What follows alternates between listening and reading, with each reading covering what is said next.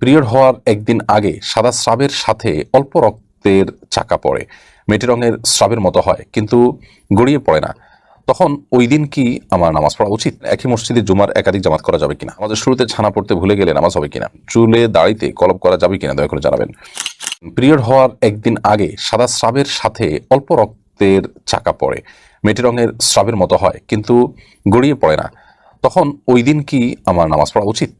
Period হওয়ার আগের দিন যে সাদা স্রাব এর সাথে রক্ত পড়ছে এবং মেটে রঙের স্রাবের মতো দেখা দিচ্ছে, এটা আগের দিন হয়েছে, সেদিন থেকে মাসিক হওয়ার যদি কোনো সম্ভাবনা চান্স থাকে, অর্থাৎ মাসিক যদি আপনার এলোমেলো থাকে এবং নির্দিষ্ট দিনেই হয় এমন কোনো কথা নেই, একটু আগে পরে হতে পারে হয়, এরকম যদি হয় তাহলে সেটাকে আপনি মাসিক হিসাবে গণ্য করবেন এবং সালাত পড়বেন না।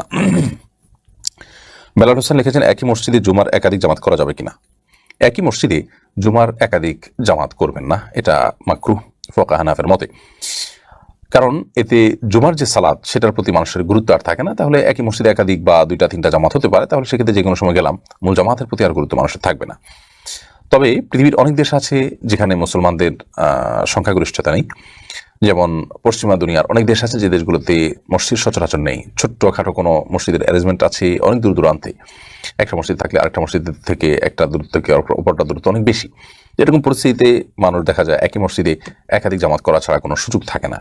তো সেরকম অবস্থা যদি থাকে তাহলে সেখানে একাধিক জামাত হতে পারে। মোহাম্মদ হাসান আপনি লিখেছেন, নামাজের শুরুতে ছানা পড়তে ভুলে গেলে নামাজ হবে কিনা?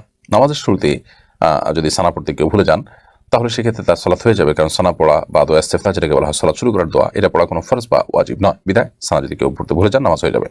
ডাক্তার মোহাম্মদ মিরাজুল ইসলাম আপনি লিখেছেন, চুলে দাড়িতে কলপ করা যাবে কিনা দয়া করে জানাবেন।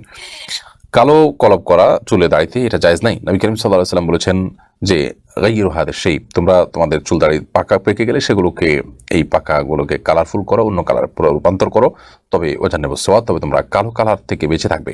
অর্থাৎ কালো কালার লাগিয়ে নিজের কে ইয়াং প্রমাণ করা এটা এক ধরনের অসততা। তো নবী করিম সাল্লাল্লাহু আলাইহি ওয়াসাল্লাম এটা নিষেধ করেছেন, সেটা আমরা সব ক্ষেত্রে মানার চেষ্টা করব। এমনকি একজন তরুণ বয়সে, তিনি আসলে তরুণ কিন্তু তার চুল পেকে গেছে, সেক্ষেত্রে তিনিও এটি করবেন না, যেহেতু নবী সাল্লাল্লাহু আলাইহি ওয়াসাল্লামের নিষেধাজ্ঞাটা ব্যাপকভাবে, এজন্য কোনো অবস্থাতে আমরা কালো কলপ ব্যবহার করব না। তবে হ্যাঁ, মেহেদি বা অন্য কোনো কালার ব্যবহার করা যেতে পারে।